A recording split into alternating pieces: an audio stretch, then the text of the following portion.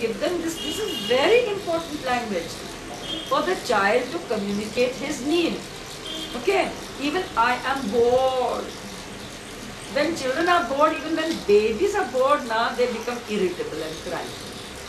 And then you have to say, oh, baby is feeling bored, come, we want to go out, come, let's go out, to say things like that. What are the other feeling tones which are feelings which a child wants to express? A child. It's feeling hot, it's I'm feeling hot. So he has to say that, yes, I'm feeling hot and I'm feeling Cold. come on baby, you say something. I'm feeling cold, I'm feeling hot, I'm tired. I'm tired, I'm bored. I'm feeling warm in the sense they are feeling fever, so they're not able to exactly express. Say that, not warm. Nobody says I'm feeling warm. I am not well. You don't say I'm feeling warm as I am not well. Then you ask, why are you not well? What is happening? My stomach is pain. My stomach is paining. My head is paining. Pain also they has to understand what is pain. Unless you're feeling pain, you don't understand. Okay, you know, when I do this is pain. What did you feel? Pain. At that time when he's feeling pain, when he's fallen down and he is doing his crying, that is what, that sensation is called pain.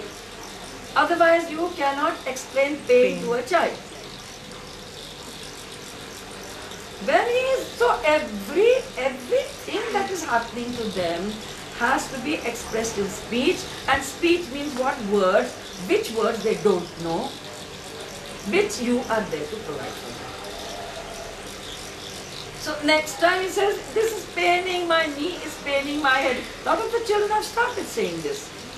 I am not well and this is paining. Right? Feeling to what else? What other feelings? I want to throw up. That feeling of sickness is I am sick. I want to throw up. They don't. She threw up, yes. But what you say normally is, I'm feeling sick. I'm sick. Okay, I'm feeling sick. Okay, my stomach is screaming. I'm feeling sick. I want to vomit. Okay, does she use this? I want to throw up. Yes. Oh, that's very nice. Yeah, They've got nice. Why are you happy? You are happy. You're feeling happy. So even that is, I am happy. Why are you happy? I've got new clothes, I've got a new toy, Papa has come home, we are going out. Okay?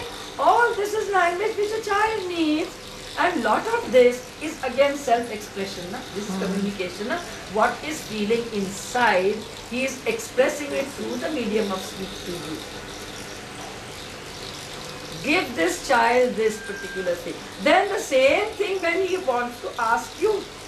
If he can express what he wants, you can express what you want him to do, and he will follow. He will understand you. When he has experienced, I want to vomit. When you say that, I want to vomit, I'm not well, he will really understand that. And then not react in a strange way. Speech is for communication. Speech is what speech does. Remember that. And as soon as the deaf child in the traditional speech therapy, in the formal speech therapy lessons, they answer all like a pat. What is this? This is this. What is this? What is this? What is the cat? What is the cat doing? All these things they will say. But they will not be able to use it when they want to use it themselves. As I told you, this instance of a child sitting at a table full of food, okay, just he knew the names of every single thing on the thing, but did not know, I want that and not this. He didn't know how to do it. So what did he have to do? Start crying and point, but because he didn't know I want.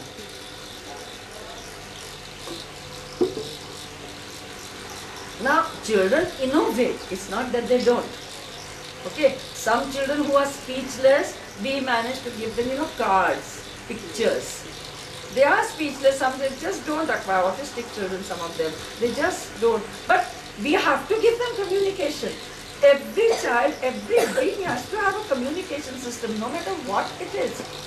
Don't insist only on speech. If you're just not getting it, if the child is given cards, so he will show the picture of a food when he this is what he, so he give me this particular food.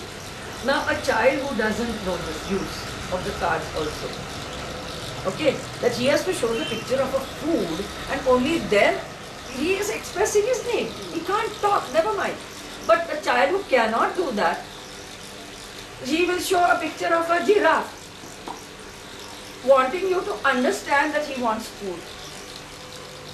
Totally walked up now, it's not going to serve a purpose, sending a different message. Still, he shows a, you have to show a card, but what card?